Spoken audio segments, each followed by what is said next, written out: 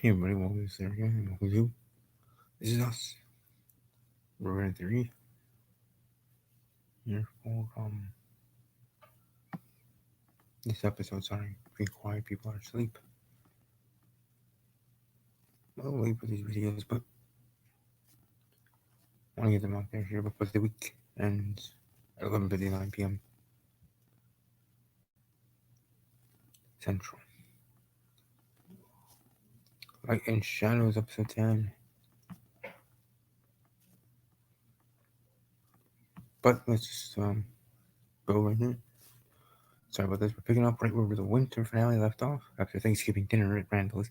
The mid-season premiere of This Is Us is dubbed Light and Shadow. Light and Shadows, in its apt title, as the episode tackles moments in the Pearsons' lives, where they are each at the cusp, on the cusp of dark times, fighting to find or to stay in the light and find the light. Hashtag let there be light. The nature of the struggle differs for each Pearson, but the theme is clear, and the stories all play out over the Christmas and New Year's holiday time. Let's break down the light and shadows each Pearson struggles through from this week's episode.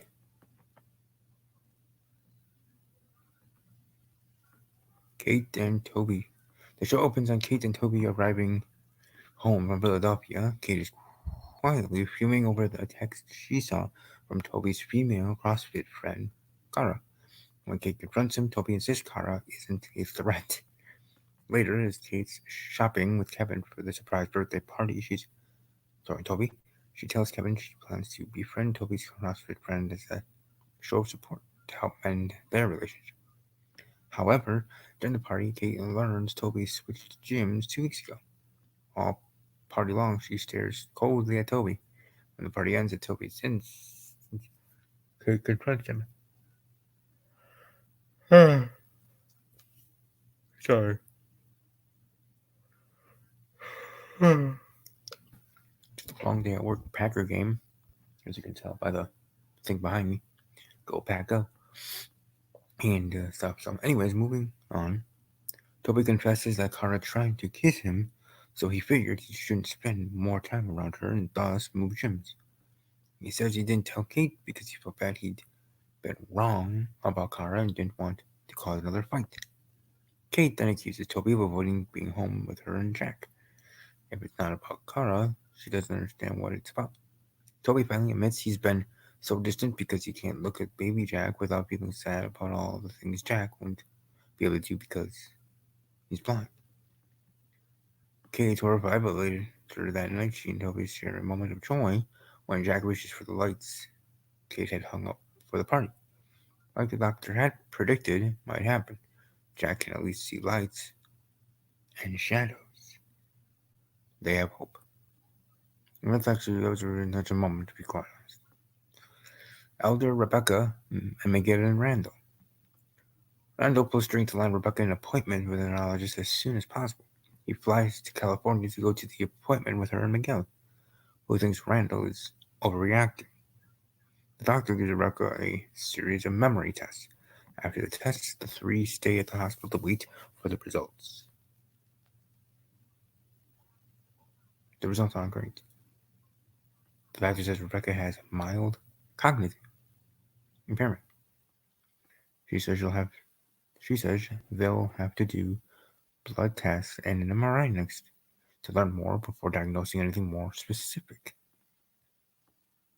Miguel apologizes, Miguel apologizes to Randall for not having been concerned sooner, and the two embrace over their shared fear.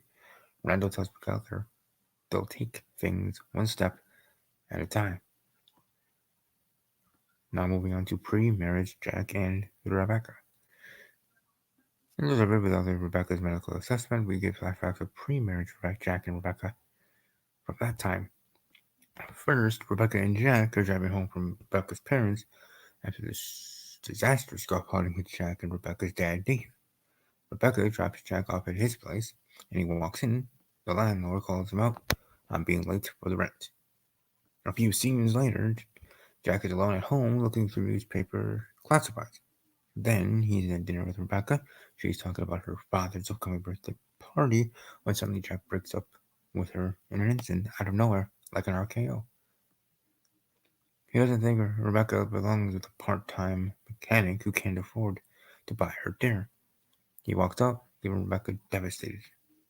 When Rebecca arrives at Dave's party without Jack, her mother Janet is sympathetic. When Rebecca says she loves Jack, Janet says Rebecca hasn't been with Jack long enough to know that. Then Janet says enduring love isn't necessarily about flashy love involving spontaneous road trips. It's more about the small things.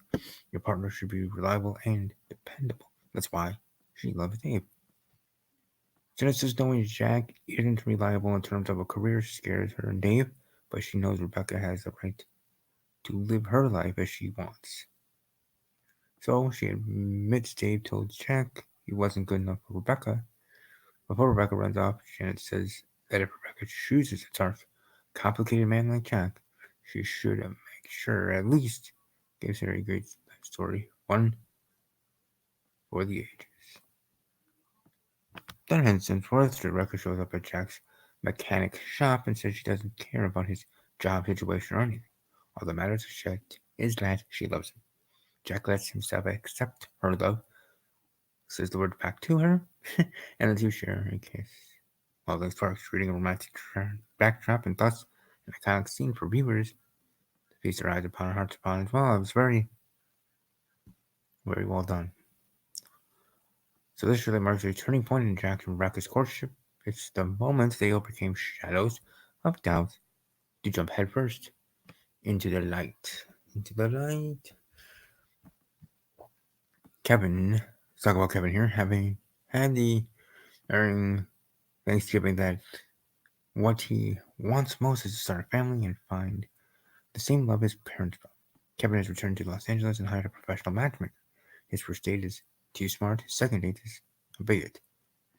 Then, when he's with Kate at the coffee shop the day of Toby's party, he declares that he's giving up on matchmaker and letting the universe do the work. Immediately afterward, he locks eyes with a pretty brunette and thinks it's a sign.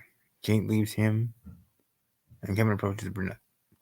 In a classic rom-com meetup, Kevin's approach causes the woman to drop something, her phone. They bond over the fact that the dog on her lock screen is named after Rocky Balboa. Then they sit down and start chatting about their favorite foods, music, etc. Small talk. Sparks fly, and Kevin appreciates that even though the woman, Lizzie, knows he's a celebrity, she's not consumed by it at all. Though that doesn't stop him from using his fame to woo her the right way, so gotta do what you gotta do, I guess, in that way. Still respectfully, right? Always. To give her a good time before she leaves LA for her hometown of Chicago, Kevin takes Lizzie to an empty Hollywood Bowl where he's got her favorite singer, John Legend, the real one, uh, to perform for them, piano and all. Upon arriving at the bowl, Kevin tells Lizzie about his parents' epic romance. So, yeah, no pressure to the random girl you just met about the love story of your parents. Kevin and Lizzie have great chemistry, but when Kevin kisses her, she stops him and reveals she's married. Dun dun dun, right? The twist. What? The WTF moment. But she only entertained the date because Kevin is her celebrity Paul pass, and she doesn't want her to go further though because she thinks her husband seems fine about allowing. She apologizes and leaves Kevin is crushed. When he's at his M. Night Shyamalan movie reshoots, that night he rants to a film crew member about his love life, saying that maybe he isn't meant for a love like his parents had. He then gives his phone to the crew member so he won't be distracted. And as soon as he walks away, who calls? But Sophie. Well, isn't that a son of a gun? Kevin's shadow is his unlucky love, life, and uncertain future. Perhaps Sophie is about being his guiding light, being his light, period. Though for the record, as much as I do enjoy the idea of him and Sophie together, I I don't know. I'm deciding more in regards to being fully Team Cassidy. So here's hoping for things and hoping the call isn't what we think, but it probably is. But moving right along. Randall arrives as Ruckus settles in for the night. With Miguel having left his restaurant, Randall goes home to Pennsylvania.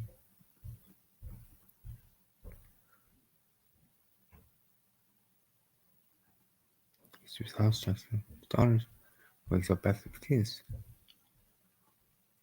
Clearly feeling away Rebecca's condition, but soon that's not his biggest present problem. He walks downstairs for a drink and encounters a man in a hoodie, armed with a gun. And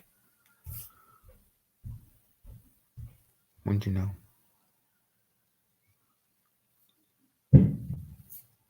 Hold on. Sorry, hurt him.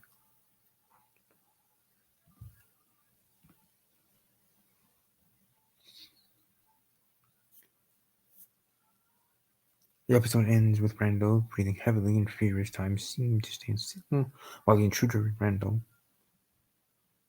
registered one another's presence, shadows bearing down on each other in the dark. So that, my friends, is how we do clipping. A very well done episode of the show. I enjoyed it very, very well, for sure.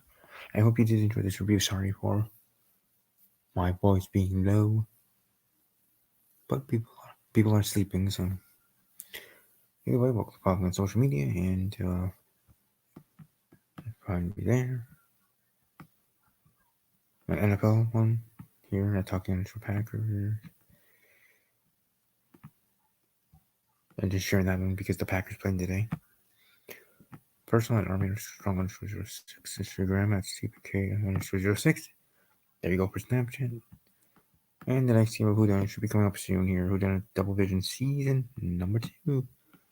Shall be a grand time. I'm certain of that. Either way, thanks for your time. I hope you enjoyed this. Welcome to life. Leave a like. Share your thoughts on it. Subscribe if you're not subscribed, and ring that bell. And above all else, as always, take care.